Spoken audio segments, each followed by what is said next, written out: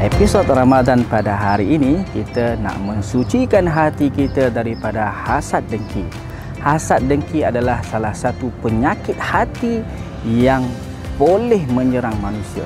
Biasalah kita bila tengok orang lain dapat kereta mewah, dapat macam-macam kelebihan, nikmat yang Allah SWT rezekikan kepada kawan kita, mulalah kita nak hasad dengki kat dia. Kita pun nak.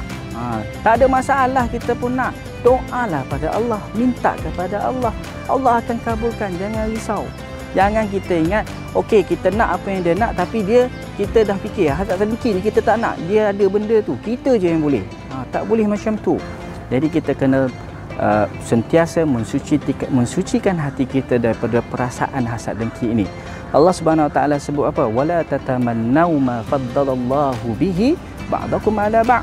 Janganlah kamu merasa iri hati, merasa hasad dengki kepada kelebihan rezeki yang Allah berikan kepada orang lain selain daripada kita. Kan? Paling tidak kita doalah, ya Allah, seperti mana yang kau berikan kepada kawan saya ni, naik pangkat, rezeki banyak, dapat beli rumah. Saya pun nak, ya Allah. Ya Allah, lama dah saya tak ada anak, ya Allah.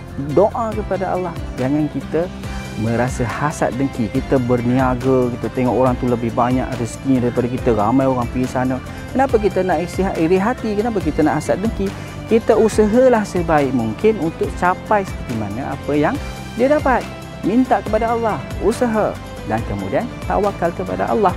Okey, insya-Allah jangan lupa sentiasa zikir, ingat kepada Allah, mohon kepada Allah, semoga kita dapat juga kelebihan dan rezeki yang diberikan kepada kawan kita, kepada diri kita dan keluarga kita.